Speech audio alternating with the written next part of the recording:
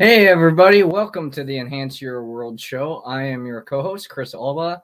Larkin's going to be joining us momentarily here, and this is going to be a fun show. And just like all of our other ones, in many ways, we're trying to um, shine the light of inner awareness on our experience um, of the past while being physically rooted in the present, with the hope and intention to create a greater experience of our future.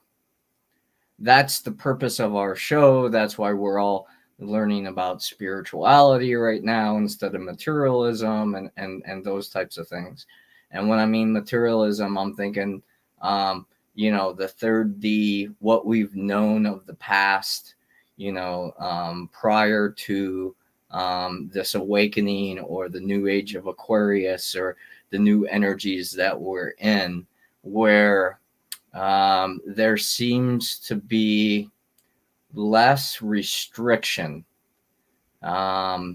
in different in the deeper realms. There's something that I've been working on myself, and it's the resistance of my subconscious mind through my conscious awareness. So the art of acknowledgement, acceptance, and allowance is really developing a true faith between the realms of what you've seen, what you've experienced, and what is yet to be revealed in the light of awareness. Because awareness is the light information that informs our beingness, our energy, on perspectives, how we got here, why someone is the way they are, why we are the way we are, and finding our true awareness, which is the observations of our internal world, unified with the awarenesses or the observations of information awarenesses of what we see within the realms of our five senses, our physical senses, and learning to navigate that beyond a form belief is very challenging, because as soon as we're met with a path or an experience that causes some resistance in us, a lot of times, personally speaking, I would question myself. Am I doing this for the right reasons? Am I aligned with what I truly want? Is everything that am I doing enough? Am I being enough to create the results that I desire in this physical reality? Am I living in harmony with my lifestyle? Which means, am I living in ways, reducing the habits that cause me dis-ease, mentally, emotionally, physically? And that aligns us with our spiritual energy, because our higher guides, the angels and, all that, they don't experience duality like we do. That's why we're here to have the human experience, is to have the separation of duality so we can learn to unconditionally love the polarity differences of what we may call positive or negative experiences. It's learning that life is interesting, and it's always unfolding in new ways. It's unique. We're unique. The people that we surround ourselves are unique, and we're guided by many different things. In fact, I'm a different person now that I've started this podcast than when I started this podcast, because I've had different thoughts, and I've spoke some different things. So I've created a different energetic form or frequency within my beingness, and that's what we want to talk about: the acknowledgement, acceptance, and allowance of your current vibrational state. Because a lot of times when we try to avoid or suppress or cope or um, escape a certain vibrational frequency, say sadness or anger, are good examples of this. A lot of times we'll stuff that energy. We'll stuff it. We'll put a mental label on it. We'll find some kind of way to find acceptance within our mind and think that it's solved. And then later in life, we'll have these reactions because the energy is still in our energetic field. It's in our beingness. And that's why, as we're going through the healing process, we talk about, well, you have to feel it to release it.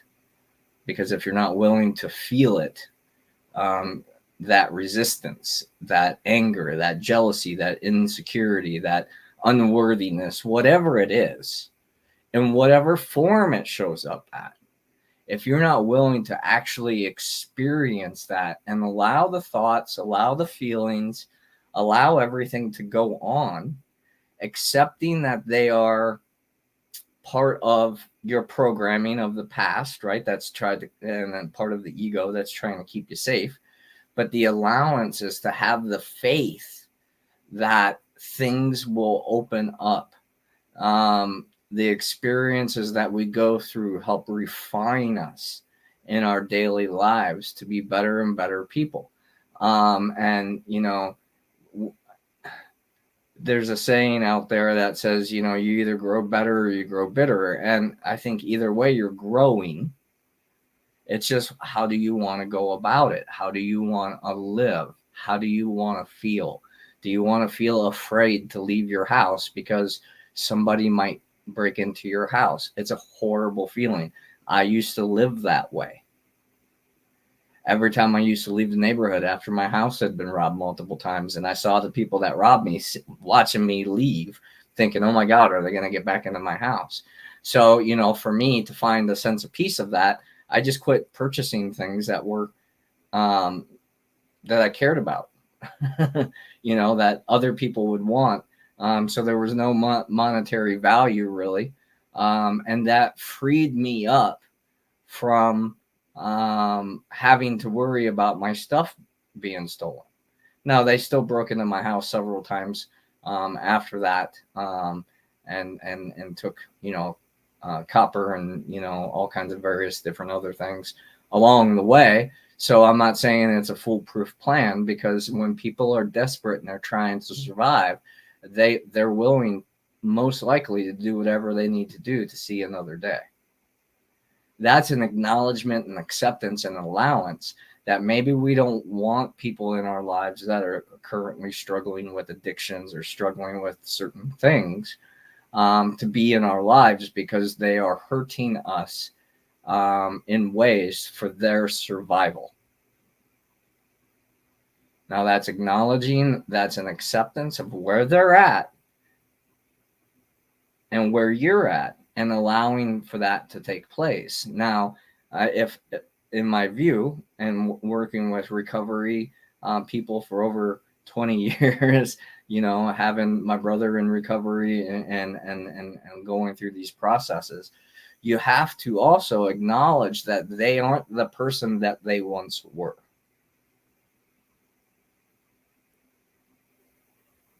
And that's allowing and accepting that they're growing as well,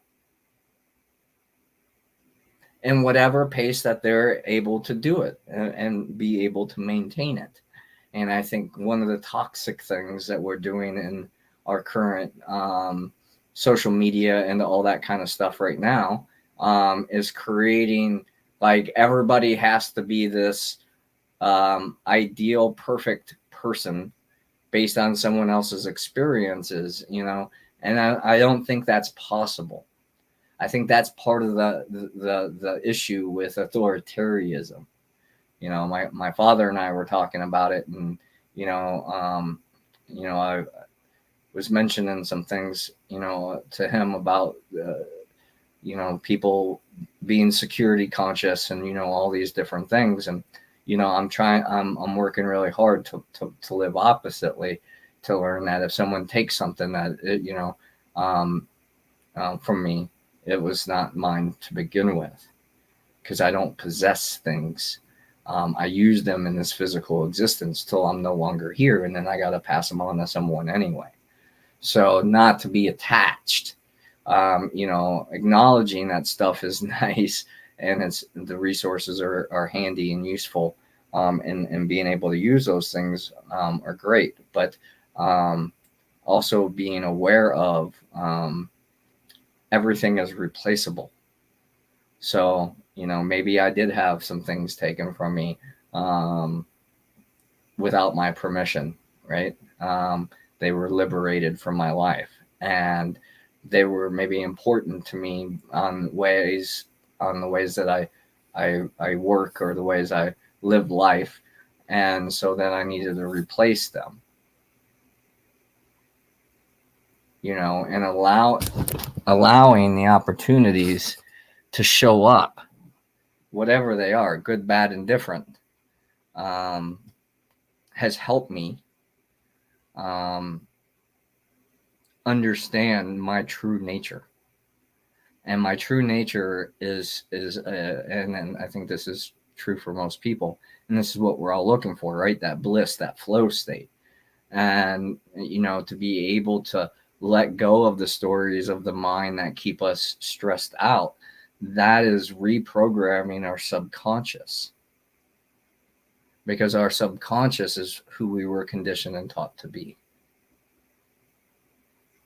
And taking and acknowledging and accepting and allowing for radical acceptance of this is the part that I played, this is the part that you've played, and this is how we, right, the two polarities of unconditional love, can grow together.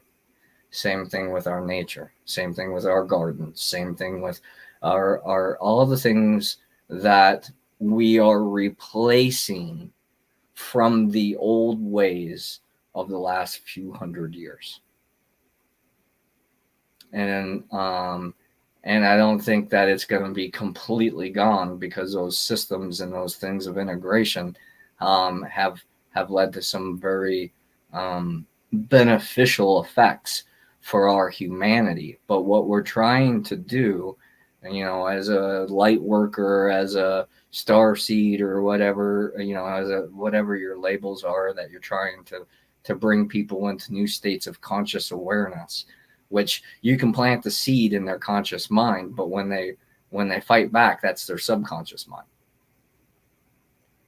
When they don't accept what you say as just the point of view, and the cognitive dissonance comes back with, reaction, or a reply, an automatic reply, not fully integrating what you were sharing. That's coming from a lower vibrational state. And one of the questions that has helped me through my life, as I was going through hard times, is, but are you dead? No? Okay, well then what are you going to do about it? Can you acknowledge it? Can you accept it? Can you allow that it happen? And can you use what you've learned from it so you can move on to be a better version of yourself? Are you going to refine your thoughts? Are you going to refine your feelings? Are you going to refine your behavior so you're not causing additional effects like those people affected you?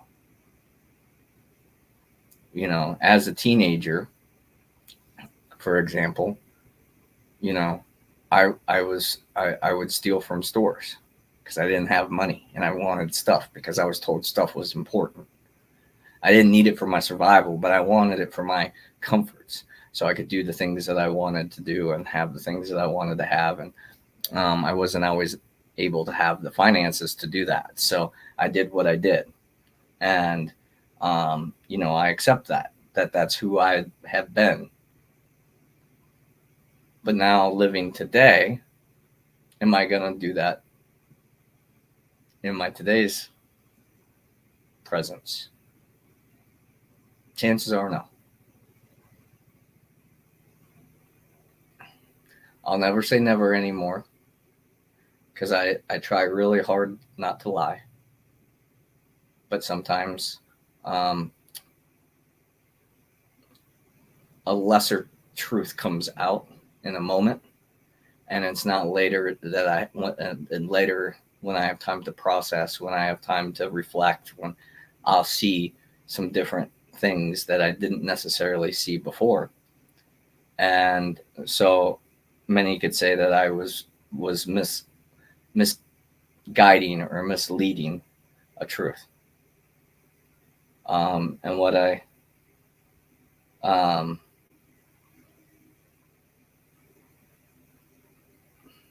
this is Larkin. Um,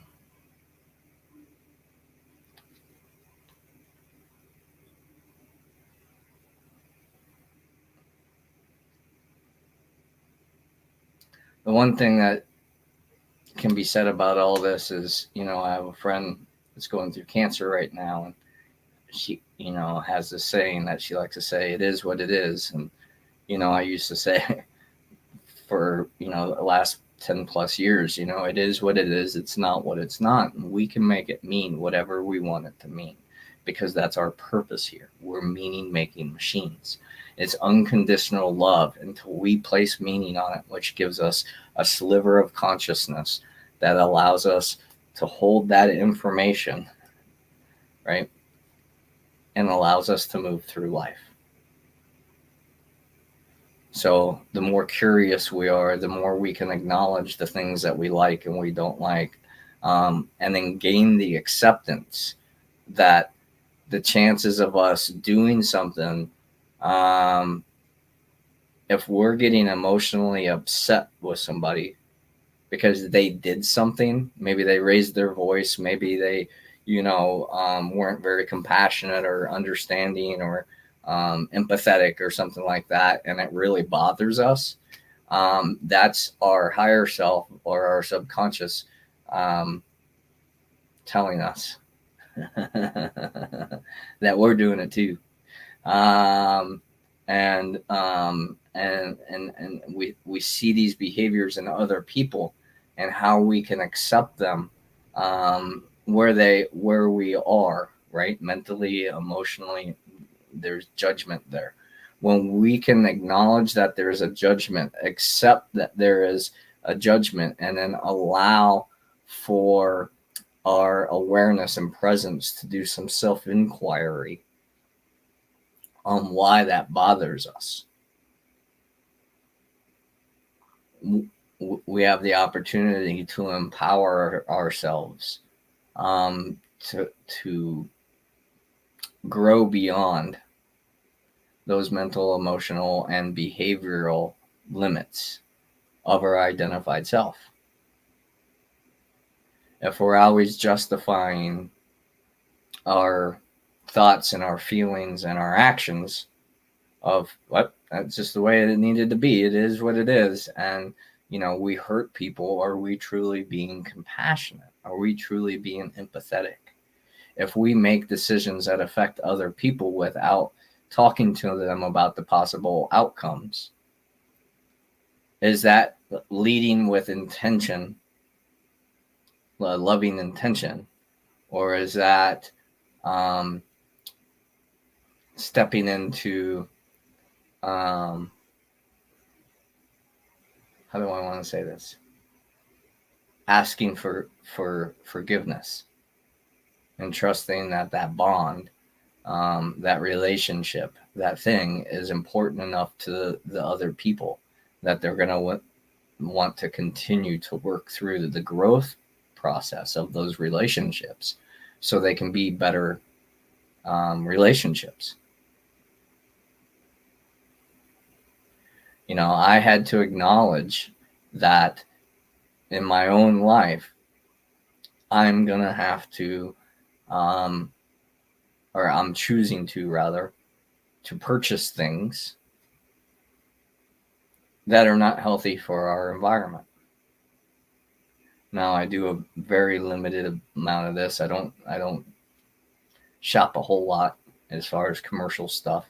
And most of the things that I do purchase are naturally biodegradable, but I had to forgive myself that there will be times that I'm gonna have a wrapper that can't be recycled, or I'm gonna get a plastic something or other that, especially packaging, right? That I can't do anything about if I'm gonna enjoy that product. In my past, I tried to um, let all of it go. Let all of it go. And then when it would show up or someone would give me a gift or something like that, I would have this cringe within me because I wasn't living in integrity of how I wanted to live, which is like zero waste. And I finally had to find a level of homeostasis or a level of harmony within that practice to allow myself to move with a little more freedom, even though I am aware of its effects. And that was a huge block for me because it was lowering my vibration of the way I was thinking and the way I was feeling about things, because I was trying to do something that was very challenging and I wasn't 100% successful at it. So that lower vibrational voice sometimes that we hear, and we might call it the ego, would say, "Yep, see, you just bought this thing, and it's look at the package of candy that you're gonna give out, the chocolate you're gonna give out at meditation. They're all individually wrapped, and none of them can be recycled. Look at all the waste that you're creating." And I really had to come into an understanding of that and say, yeah, I appreciate that. And if I had the option of different, if I had the choice of a different way at that time, I would have chosen it.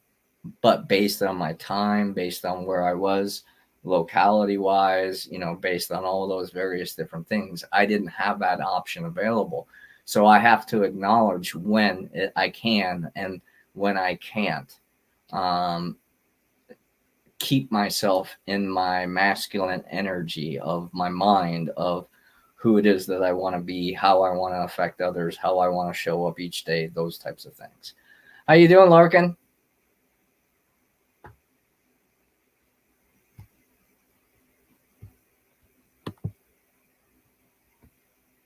Oh, she's muted.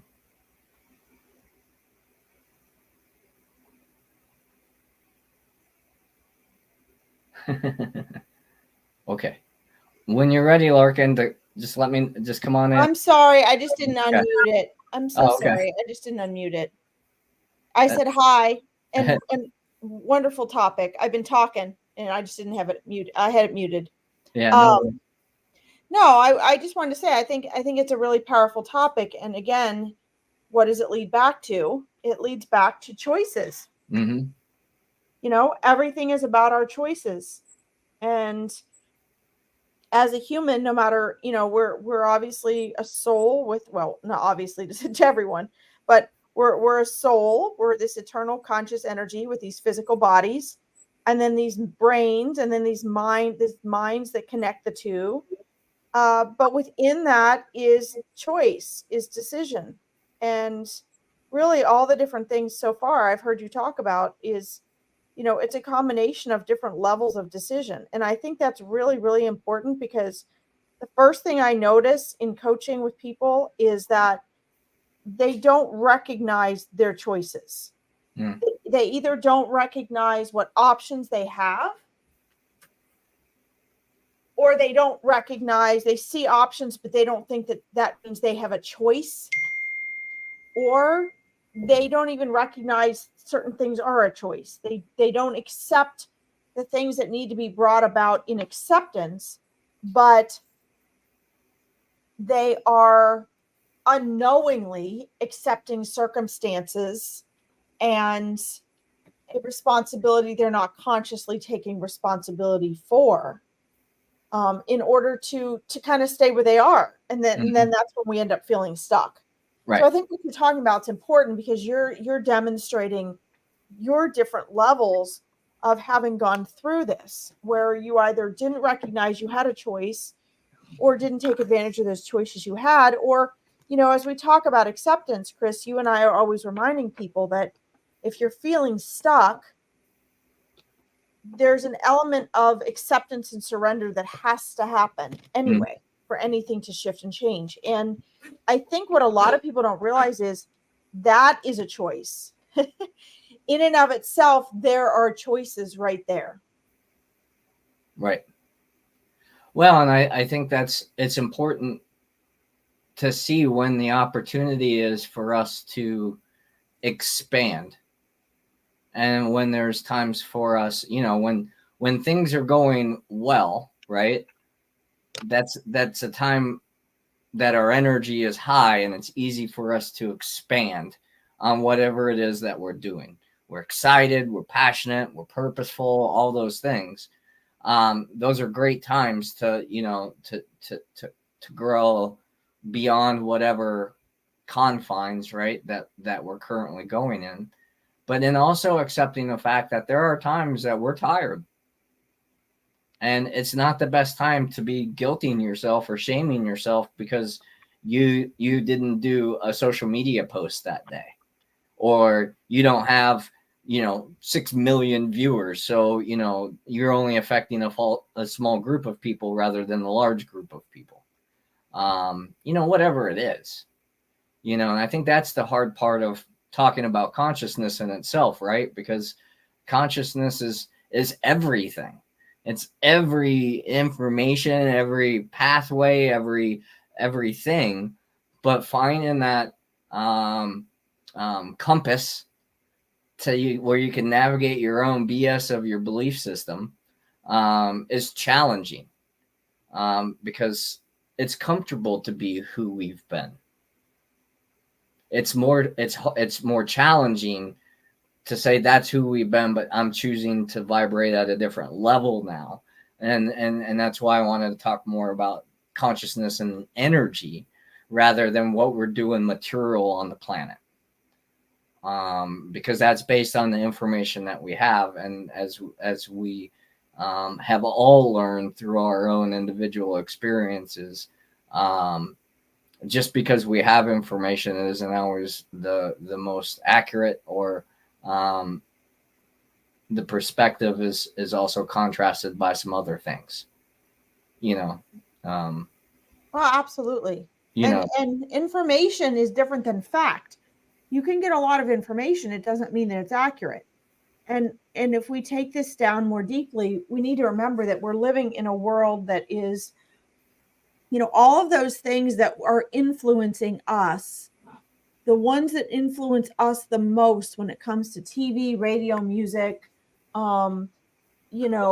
social media, all of that. Let's remember that no matter what's being put out there, the people that are owning and running and operating and setting the rules for those faculties are, there's a motive underneath it. There always has been in a society, in a culture, to feed off of the people.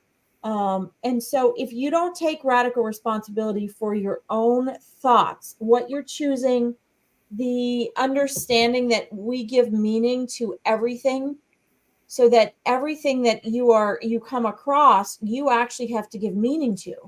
And you'll give meaning to that according to what you already believe.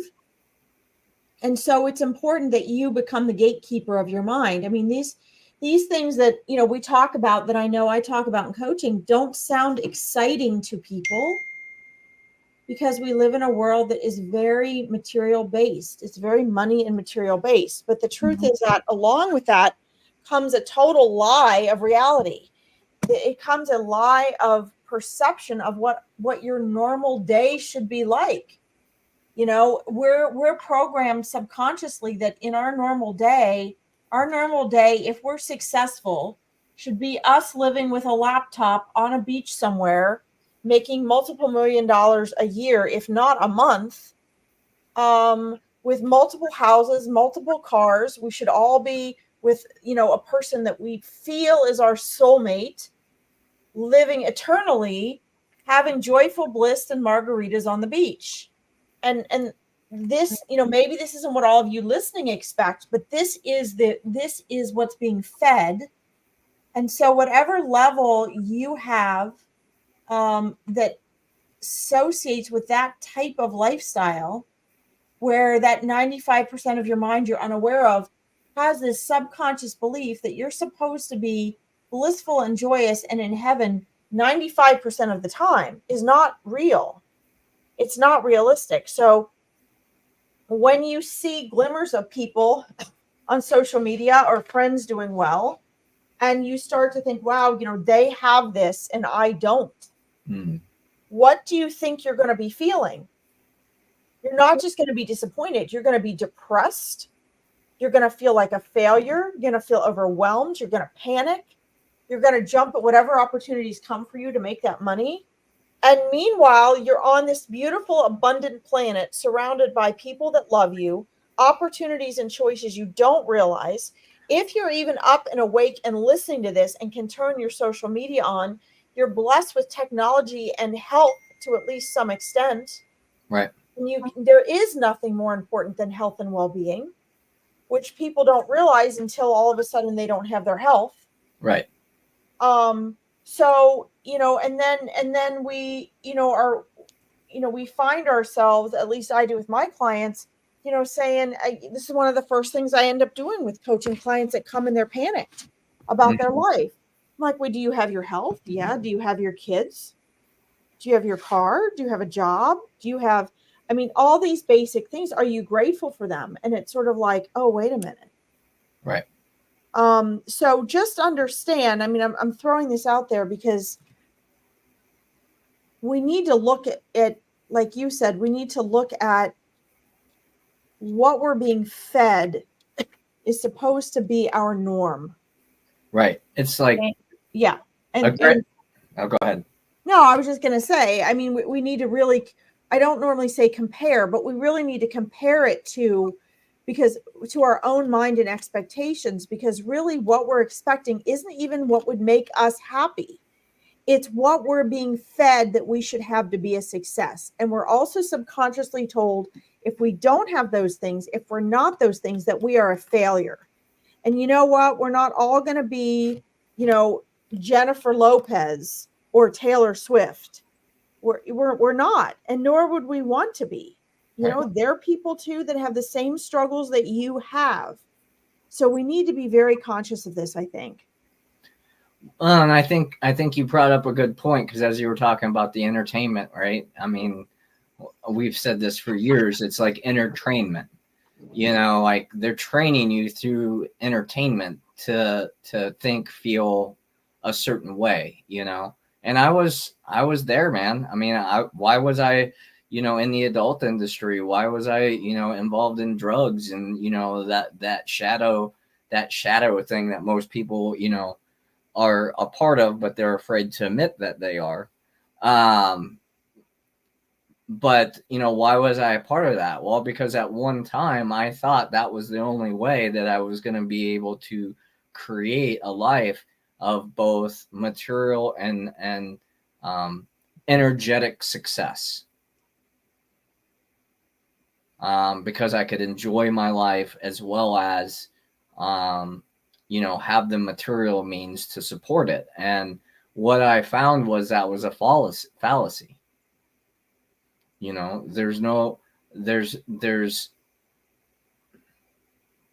There was great experiences, there was great opportunities, there was a lot of fun, there was all the things. So I don't have regret of it, but I know at this time that it wasn't sustainable.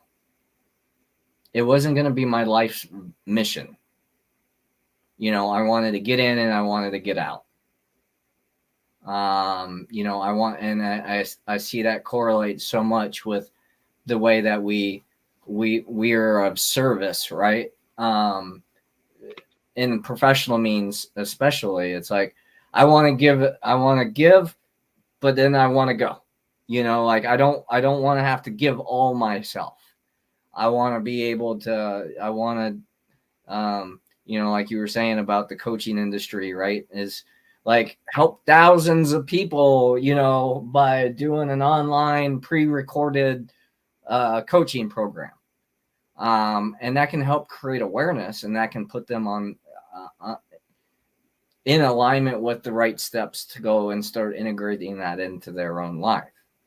But if we're not taking the time and presence to check in, to communicate with each and everybody that we work with, then it's pretty naive of us to think that their lives are better just because they bought our program. Well, and I agree with that. I'm also going to share another aspect of that too. Another aspect of that is with all the bad influence that's out there.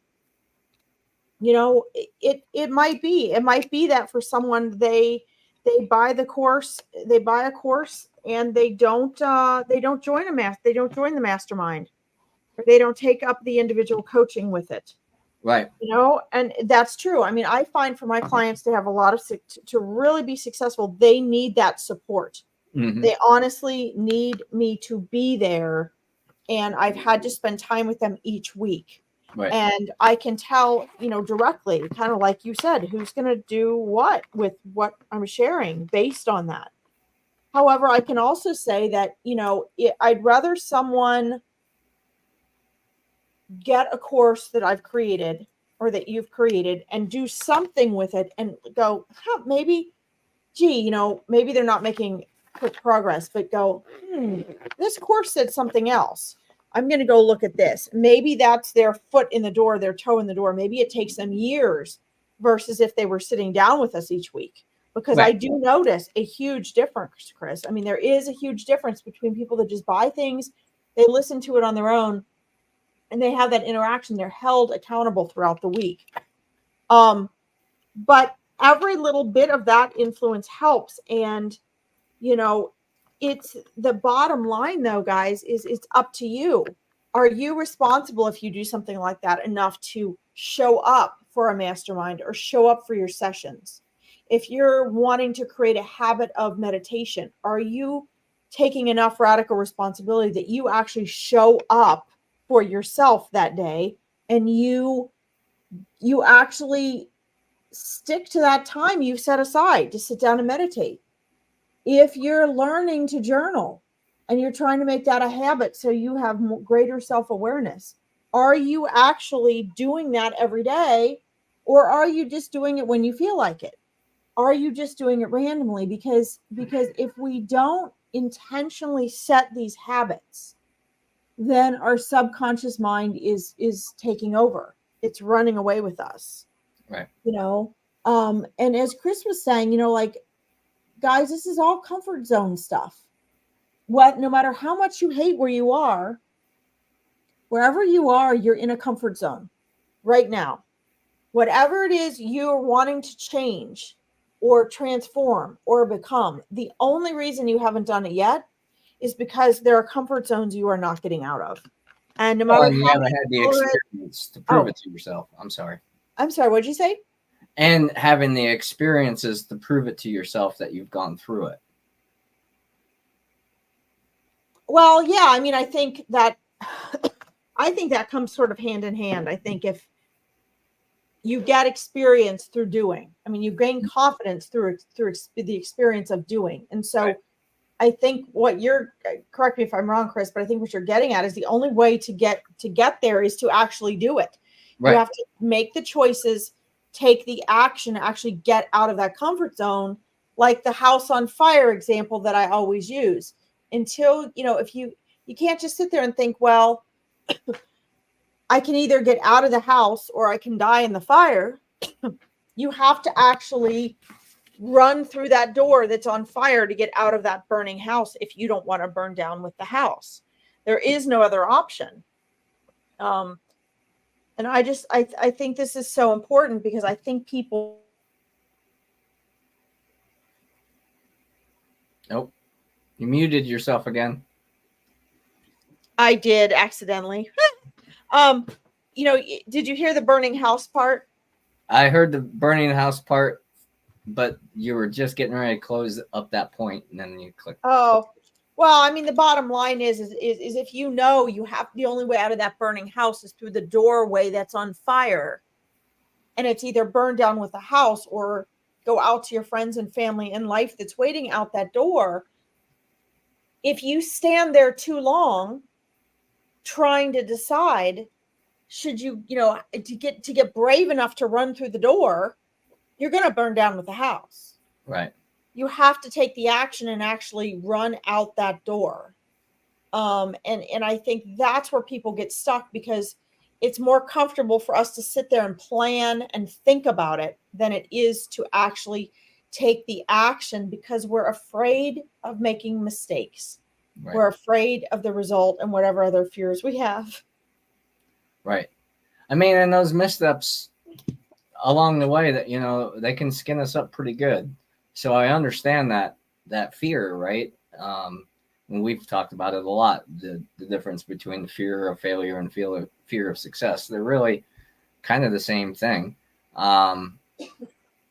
But really being able to put yourself in a place of presence, rather than creating this false reality based on what you think life should be, and really being able to enjoy it for what it is. I mean, I think that's what we're trying to get to, right? Absolutely, yeah. And the more we enjoy, INJOY, and not EN, because I think that the energy, the EN energy version of joy, is fleeting, where the deeper meaning of enjoy, the IN part, it's a place of presence from within.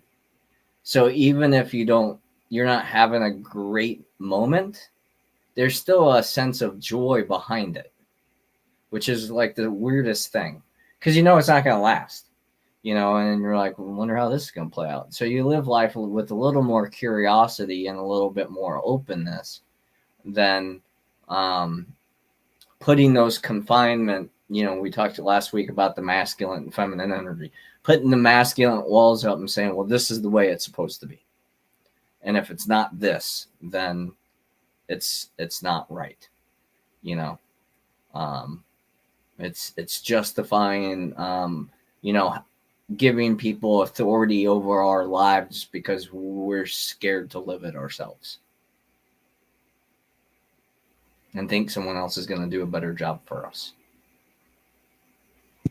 Yeah, I mean, that's getting rid of that radical responsibility, right? Right. Which is what people are so afraid of. I mean, right. We're afraid of making mistakes, but guys, if you go back to what Chris and I were talking about before, we really are living in a very, very fake reality. We're living in a fake world. And so when we're saying take radical responsibility, become aware of your thoughts and your feelings and your choices, those are avenues to liberation and freedom. When we talk about the fact that your life is being manifested by 95% of your mind you're unaware of, we're pointing out what leads to liberation and freedom. Especially in this country, we make such a big deal. Oh, this is our choice. We have choices. We have rights. Well, you know what? You don't if you don't claim them. And we all have rights. The birds and the bees and all the things have just as much right to live on this planet as we do. Right. But I mean, rights to do. Yeah. I mean, no, you're right. Go ahead. This is important. And the reality is human beings are the only ones that can create an unbalanced life for nature. So it's part of our responsibility to stay in harmony, to stay in balance with the rights that we all have. Not just because we live in a certain country, not because we belong to a certain party, not because our hair looks a certain way, or we dress a certain way, or our skin color is a different way, or we sing songs or language. However we want to divide ourselves as humans, that is an expression of consciousness. How it affects us, that is the individual work and the collective work that we need to do as a humanity, in my view, to come into harmony with our true nature. Because if everybody had the basic necessities, and they were surviving to a certain degree, there would hardly ever be anyone that would be stealing or lying or cheating or doing those things to get ahead of somebody else. That is a societal thing that we created. So we separate ourselves as humanity through the labels, through the possessions, through the accolades, through all the different things that we've created as a mankind. But when we really go back into the basics of nature, we all have those same inherent rights, and should have those rights to live a free and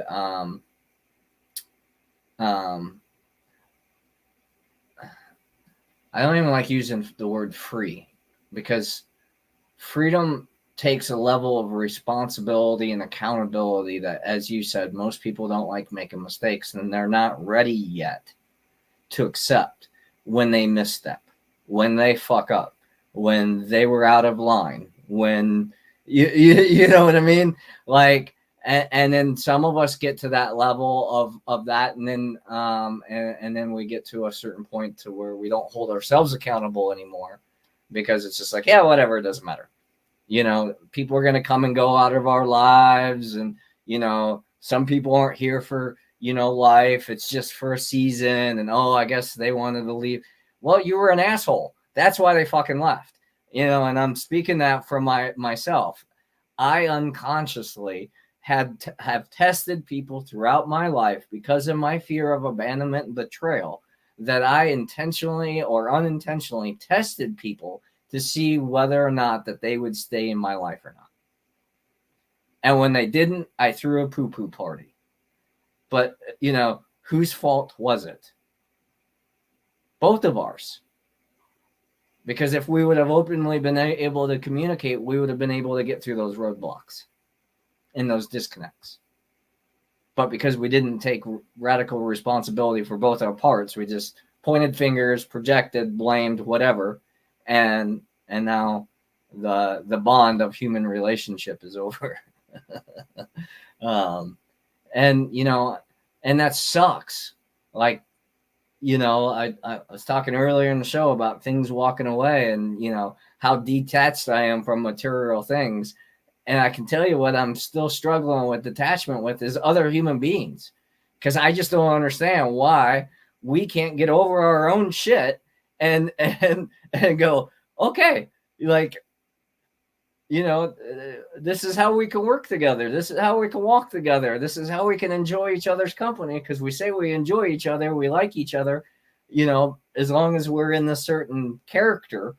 But when you're not playing this certain character, I don't like you. Okay, well, great. There's something for us to work on.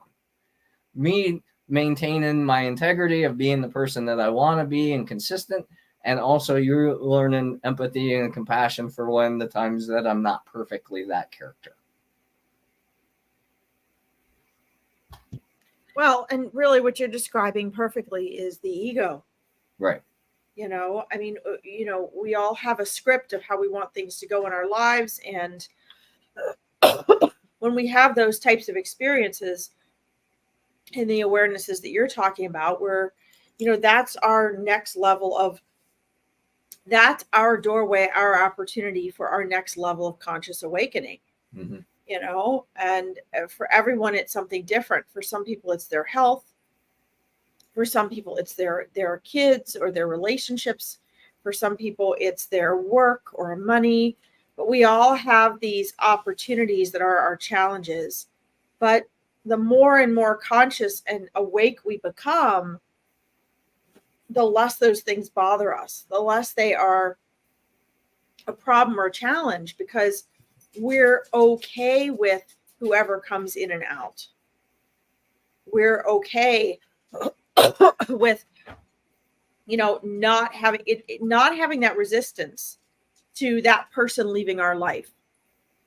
Because even if it's not, you know, there's no, like you're saying, and I'm going to speak to kind of everyone here, it's not so much, there's a level where it becomes not so much a fault, so much as one person makes a more conscious choice or a different choice, the vibrational frequency of that relationship shifts.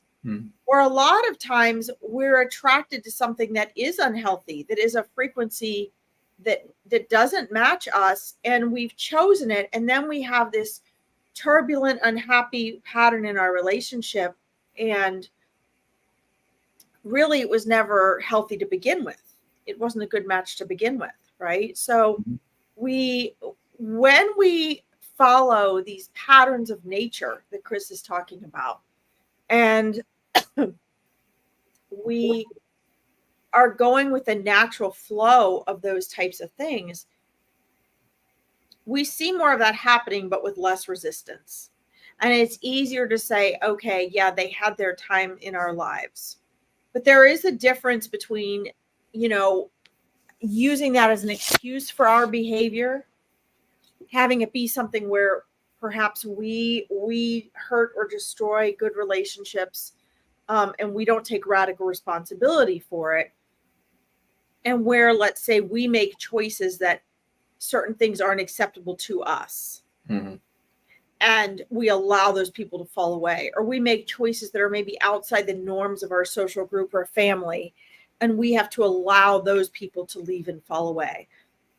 So what you have to be very careful of, again, my friends, this all goes back to, if we take away the details, whether it's materialism, whether it's relationships, whether it's our careers, no matter what it is, this all goes back to, how liberated are you as the eternal conscious soul you are from your egoic mind?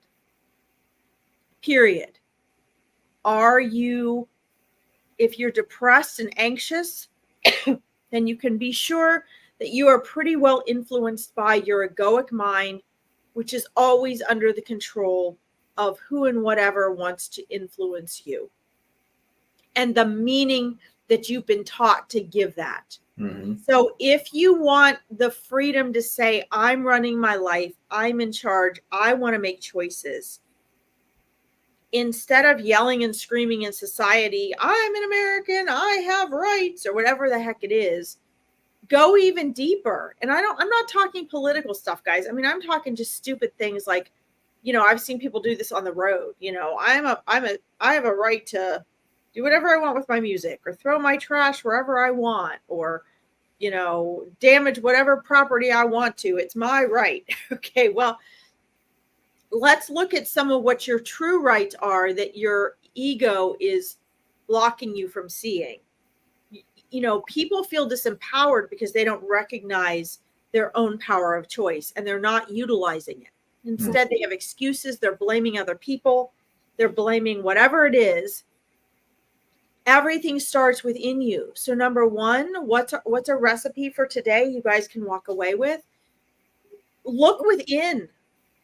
Take radical responsibility. Look within, because this is how you're going to stop feeling stuck. This is how you're going to start feeling empowered. Okay. Sorry, Keith. Hi, Keith. Welcome. Hey, Keith, we're not doing readings right now. We're talking about mindset and taking, which is another very important aspect. I think we've talked already. We talked about your friend some and how it shocked you on our Monday reading. But today we're talking about mindset, and I think this would actually be very good for you, Keith. This would be very good for you to hear. We have to take radical responsibility for our own thoughts and our own feelings. We have to. And if we don't, we end up feeling helpless, disempowered, depressed, anxious. And a lot of people are offended by that. They're offended when if they're in a victim mentality where they're looking at the outside to have solutions and help. When you point out that they need to take radical responsibility for their thoughts and feelings, how that's the start of being able to transform and manifest in your life. That's the start of empowering you. People get offended. But guys, that's where it starts. I don't care what scenario, situation you give me. I don't care what you say people are doing to you. I don't care how little money you have.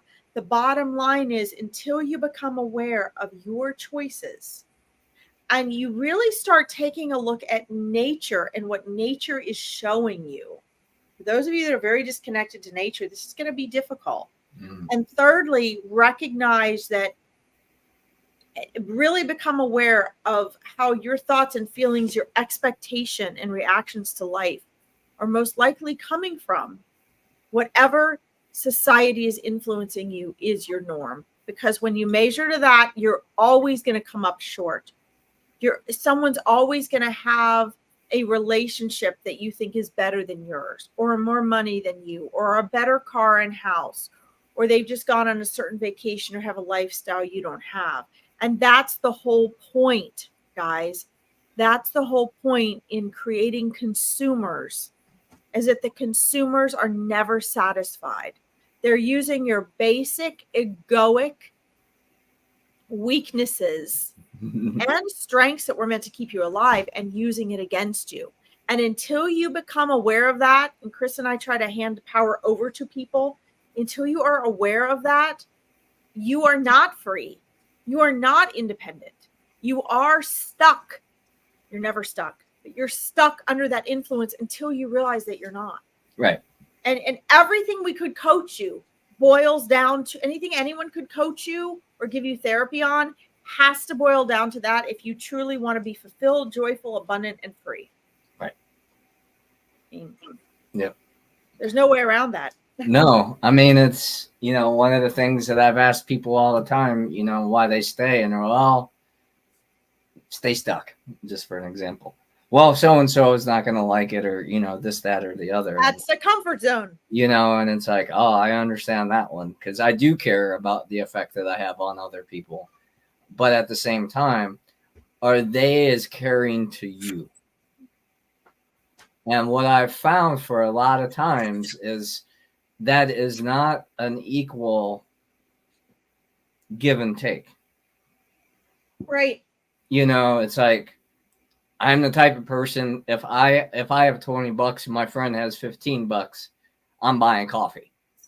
Like, that's just, if I can, because I want to be able to help and give. But not everybody is that way. So with that being said, I don't have an expectation of a friend doing that for me, but when they do, it's like a nice bonus. It's like a nice surprise. Right. And you get to start to see more of the glimmers, of how people actually do appreciate you when you can't show up. I mean, that was my experience through the last few years when I was going through some rough patches, and all I could really offer is me and my services.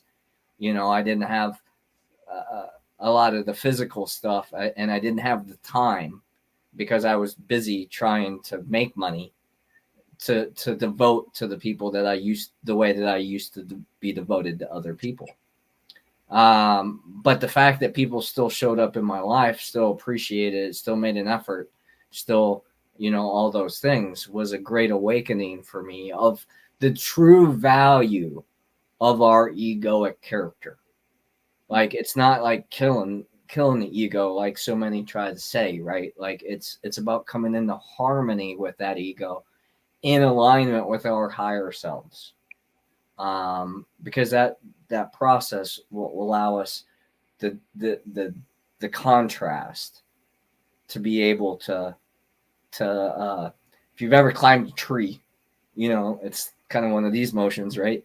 Or climbed a rope, rappelling, one step, one hand, one step, one hand. I mean, that's how we walk, right? That's how we breathe. That's how we do all the things. So when we look at the duality of it and then realize that is just the container, and how we train ourselves, because no one's going to do it for you, not for your benefit anyway. they'll benefit, they'll train you on how to be a benefit for them. But Yeah, this is the way you should show up in life. Well, wait a minute. that's right. Who's this benefiting? This doesn't sound very, collectively benefiting. Um, but you know, the point is we have to acknowledge where we've been. We have to accept that where we've been, both good and bad, are the dual energies of how we got here. And then allow ourselves to make choices, no matter how insignificant or how drastic, whatever, to start working on those things. Because what a lot of, like, especially people like me with the former addictions or addictions, we're like, it's all or nothing, man. And I gotta do like an hour of meditation. I gotta do this. I gotta do this. I gotta do this. I gotta do this. And then you get up a little late, or you're a little groggy, or you got a phone call or something. Oh, well, my day's fucked. Like, I don't have time now to do these things, so I'm just gonna let them go for the day. And then that turns into a week. That's my personal experience. I can do that. And one of the things that helped me in the very beginning was a teaching that was, you want to set yourself up for success. You want to have your BHAG, which is your big, hairy, audacious goal, right? The one that, like, if everything worked out, you got done. And then the bare minimum.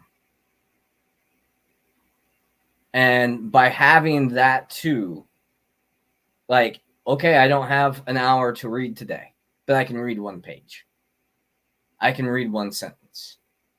And then you walk away with a check mark in that box, rather than, I didn't get to read the 50 pages that I said I was going to read. This one, as you know, Larkin, some books read faster than others, right? So some books you have to really sit with and take some time. So to have that expectation that I'm going to be able to read all these books, at the same level, it's just, it's almost an impossibility. So, creating these time, we're all gifted this opportunity, of a day. And we've kind of come to this collective understanding and agreement that there's 24 hours in a day. What is it? 8,600,000 seconds or something like that. But how we use that energy each and every day is the only true freedom we actually have. Because what happened the previous 24 hours, you can just learn from. Can't change the circumstances. The future hasn't been created yet. So really being aware of, how am I using this opportunity today to get towards where I hope to go, and away from the things that I feel that are holding me back. And talking about death, I've been called very dark over these things, but after my grandparents died, I wasn't really sad, and it bothered me because I thought I was going to be a little more sad that they had passed. And what I realized is I was closer to them now than ever, and I didn't have to justify my stories anymore because I could see both sides. And the thing that I did grieve was not being the best version of me, and really being able to connect with them because I was ashamed of who I was being or how I was being. And I didn't want them to see it.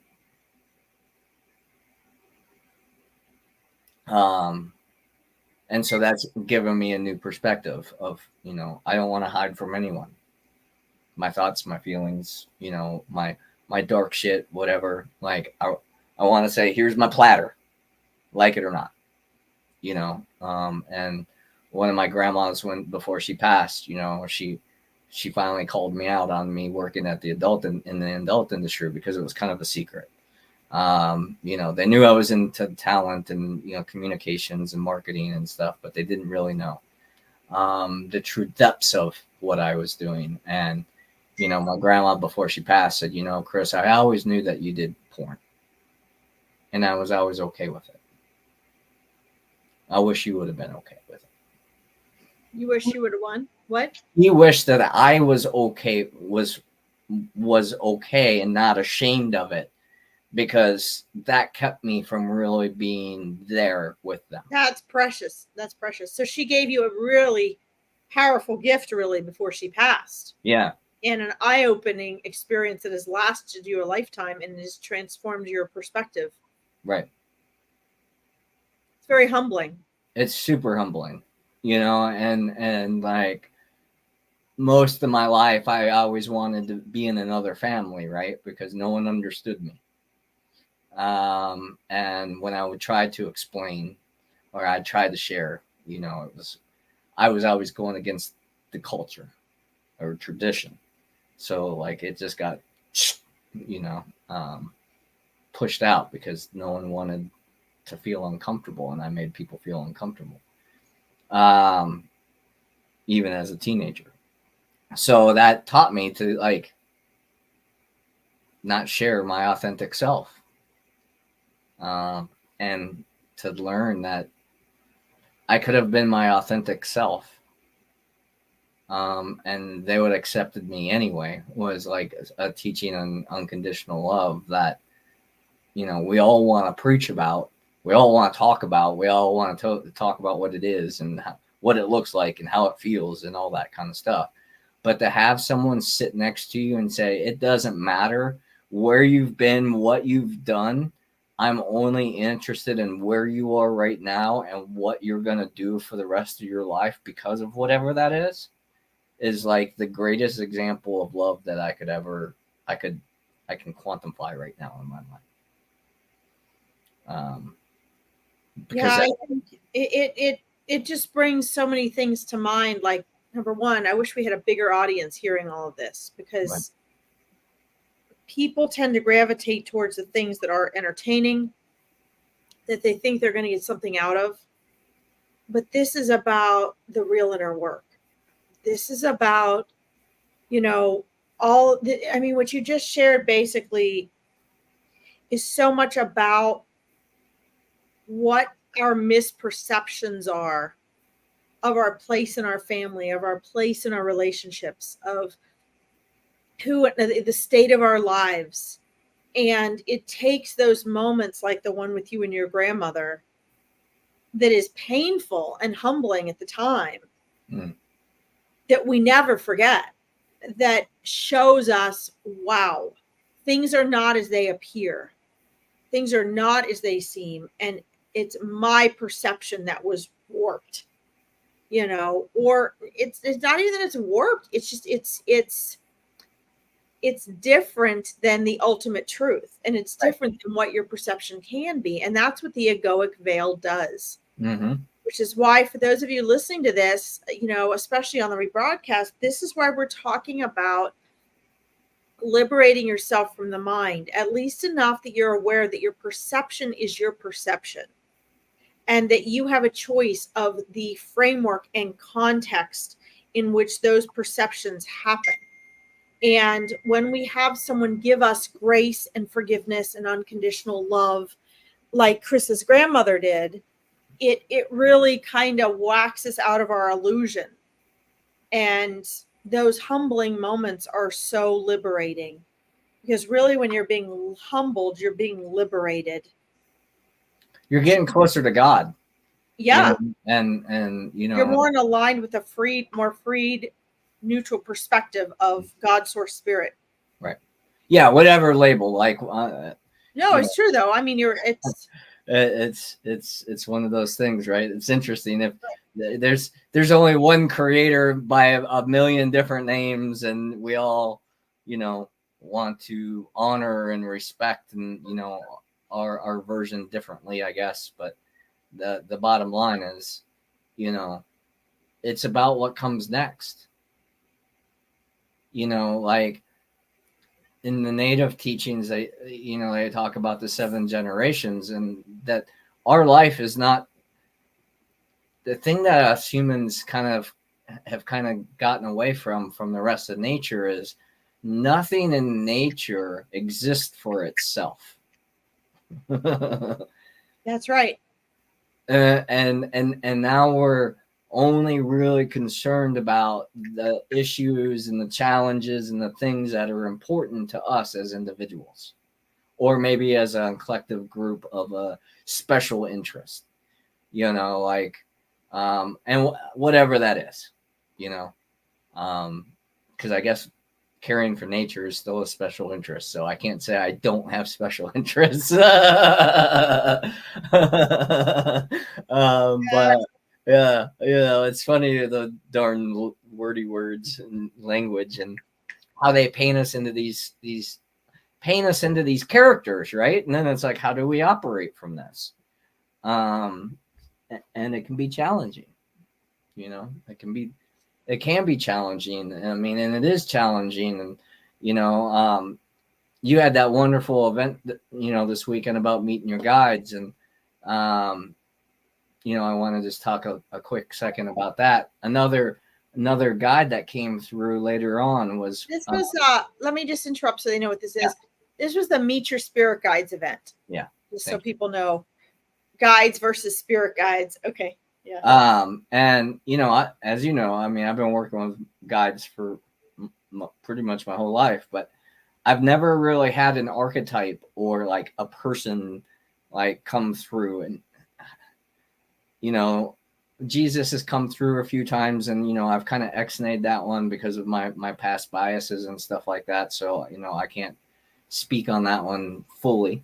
I mean, I can tell you about the experiences that I've had, but one of the ones that came through anyway, since this weekend was Fool's Crow, another great native chief, and very spiritual in nature. And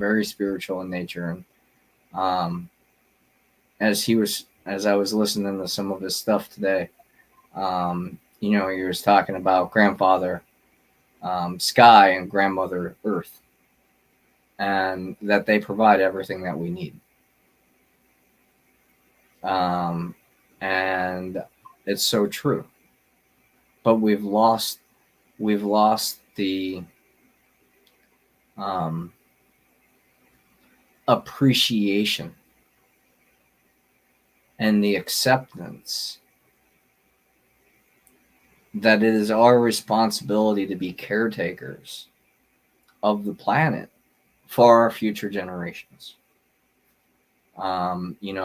Creating all this plastic waste, all these animals are being endangered and being extinguished to the best of our ability, because maybe they just go deeper and they hide, and there's just not many of them, so they don't show themselves to mankind anymore because they have to heal their species. But we're doing all this stuff that's devastating our planet, and unfortunately our children's children won't get to experience a lot of the things that we experienced as children because we mismanaged it. Larkin, you remember as a kid, like anywhere you went, like you could be in a suburb, you could be wherever, but at night, all the thousands of fireflies. Yeah, I mean, it is devastatingly sad, because even my stepdaughter, who's almost 25, doesn't recognize. I mean, if you haven't been around when the insects were so much more prevalent, you can't possibly know. Right. And so the danger is it's not going to scare you. It's not going to give you a heads up. It's not going to give you concern. You're not going to say, oh, there's a decline in. But again, guys, this is all because of how easily our mind is influenced, because we've been taught not to critically think for ourselves. Right. But yes, I mean, and those that do recognize it don't all see. I mean, unless you've been really environmentally inclined and raised with that connection and awareness, or had a lot of maybe the native background and training that you have, Chris, you don't really even know that's significant. Right. I mean, for most people I know, they say, thank goodness, it's going to be winter and we won't see the insects this winter. Well, guess what? We've been seeing the insects during the winter. Mm-hmm. It hasn't been cold enough for them to go dormant or die off, which screws everything up. Does this mean it's better for the insects? No, actually it doesn't. But these environmental changes are due to our lack of individually controlling our minds. Sorry, I didn't mean to interrupt you. You were going somewhere else. No, you're all good. Question. Again, this takes me back to billions of dollars. And I don't give a hoot what your political background is. This is a time to forget your political allegiances and look at what is pure survival, what is morally right. Billions of dollars, research it for yourself, don't believe me, are literally put into brainwashing you that our environment is okay, that there is no global warming, that the environment is fine. Propaganda, billions of dollars. These are billionaires and groups of multimillionaires and billionaires and corporations that know their grandchildren and great-grandchildren will be put at risk and not even have a place to live. And they're still wanting the money and the power for themselves. That tells you everything about someone. Because right now, they get the money and the power. You see, if they convince you that there are no environmental problems, and you don't believe that there's less natural wildlife left in our planet than there are animals being raised for food, you're not going to care. That's frightening to me. The fact that we have more animals we're raising for food than there are wild animals left on the planet is terrifying. And that should terrify anyone. Right. But these billions of dollars put out there are put into marketing and advertising. You got to get your next steak, your next hamburger. You don't care that the Amazon rainforests are being torn down. Right. These reasons, they want. You're even aware, because it's not reported on. No, not at all, and it's not affecting your everyday life. You don't think. Right. But it will, and it is. It's just subtle enough you don't know it. And while they're sawing off your legs so you can't walk, they're feeding you the Kool-Aid that you're drinking. And you're so into the Kool-Aid, you don't notice you're losing your legs. That's a disgusting example, but that's what's happening. Right. So I'm going to have to get off in a couple minutes because I have to go to the course. Yeah. No, we're going down a rabbit hole. We're going down a rabbit hole, but guys, it leads to this. You guys come to us like I'm flooded when I do readings. I am flooded with people coming to me for readings. But if I get on my Powerful Choices Awareness Network page, or I get on here and we're having real conversations about what you have to do, my to get people to be aware and take radical responsibility is my intuitive psychic readings. Because that's fun and entertaining. People are interested in that. They're interested in maybe spirit, soul, me are going to fix what's happening in their lives. Stop it. Why didn't we come here?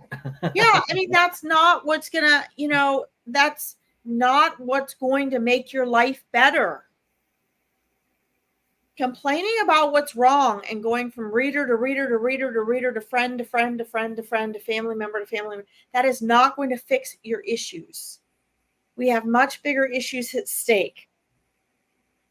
You can have a reading. I can help you through readings. That's fine. But no matter which way you slice the pie at the end of the day, you have to have self-awareness. You have to take radical responsibility. You have to go through this process on your own for yourself. And it is leading to the state of the planet.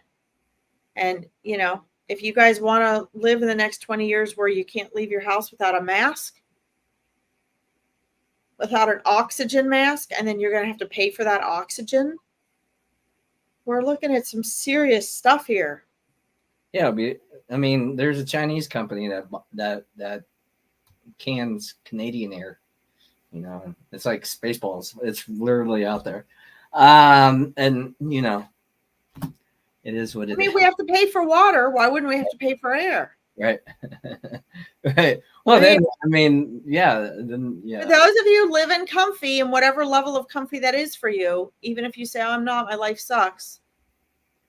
Guys, we're at that point now where there's no turning back, really. Right. Now is the time. Now is the time. And it's not just about, while everyone's worried about how they're going to make their first million, how to get that vacation of their dreams, there are much bigger things at stake.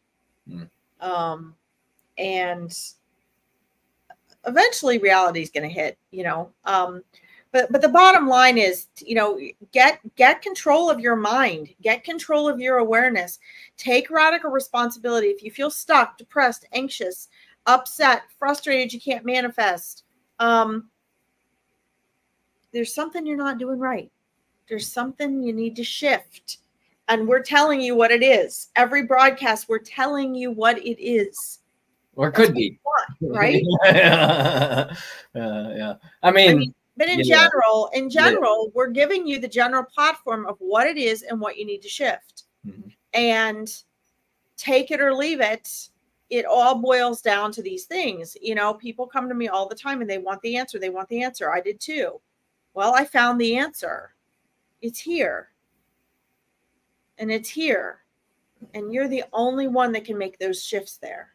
Right. And we're here to try to share with you how you can do that. Right. Well, sounds good. Thanks again for joining, Larkin. And thanks. Absolutely. Absolutely. Thanks to everyone that joined us online live and those who are going to continue to watch us on the rebroadcast. I know you can see all of them on our YouTube page or Facebook page. On my website, Enhancing Your World, they're all there. They're on your website as well too, right, Larkin? Absolutely. Yep. They're on all my pages. So, definitely if you find value in this, of course, we'd love a share or a like or a comment, kind of tell us where we're at. And, find our YouTube page. Yeah. And you can help us in this mission to heal ourselves, our humanity, and get out of the way so our planet can heal itself, because we're just making it sick. It doesn't need us, but no, it does not need us. It just needs us to stop making it sick. So that's right. So anyway, much love and gratitude. We'll catch you next week, Wednesday at 1 p.m. Thank you all, everyone. Bye-bye. Bye.